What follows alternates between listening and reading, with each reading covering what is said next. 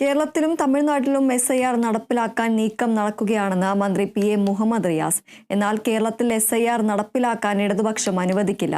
അത്തരം ശ്രമങ്ങളെ ജനങ്ങളെ അണിനിരത്തി നേരിടും. തുടർച്ചയായി 3-ാം തവണ ഇടതുഭരണം എന്ന ചരിത്രം നേട്ടമുണ്ടാകും. CPIM പലസ്തീൻ വിഷയത്തിൽ ശരിയായ നിലപാടാണ് സ്വീകരിക്കുന്നത്. എന്നാൽ UDF-ന് സാമ്രാജ്യത്വ വിരുദ്ധ നിലപാടെടുക്കാൻ കഴിയുന്നില്ലെന്നും മന്ത്രി മുഹമ്മദ് റിയാസ് കുറ്റപ്പെടുത്തി. കോഴിക്കോട് CPIM ജില്ലാ കമ്മിറ്റി സംഘടിപ്പിച്ച കൊടിയേരി അനുസ്മരണം ഉദ്ഘാടനം ചെയ്യുകയായിരുന്നു മന്ത്രി.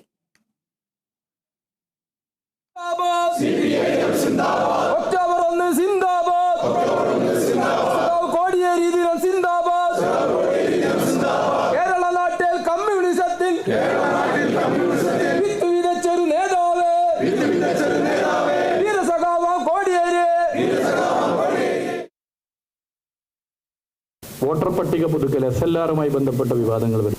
SLR ബീഹാറിൽ നടപ്പിലാക്കുന്നത് ലക്ഷക്കണക്കിന് വോട്ടർമാരെ തള്ളി പുറന്തള്ളലിന് പ്രാധാന്യം കൊടുത്തുകൊണ്ടാണ്. തമിഴ്നാട്ടിലും പശ്ചിമ ബംഗാളിലും കേരളത്തിലും ഇത് നടപ്പിലാക്കാനുള്ള ശ്രമം നടത്തും. ബീഹാർ മോഡൽ പുറന്തള്ളൽ പരിഷ്കരണമാണ് SLR-ലൂടെ നടപ്പിലാക്കാൻ ശ്രമിക്കുന്നതെങ്കിൽ ഇടതുപക്ഷ ജനാധിപത്യ മുന്നണി കേരളം ഭരിക്കുന്ന കാലത്തോളം അത് അനുവദിക്കുന്ന പ്രശ്നമില്ല എന്നുള്ളത് ഇവിടെ വ്യക്തമാക്കാൻ ഞാൻ ആഗ്രഹിക്കുകയാണ്.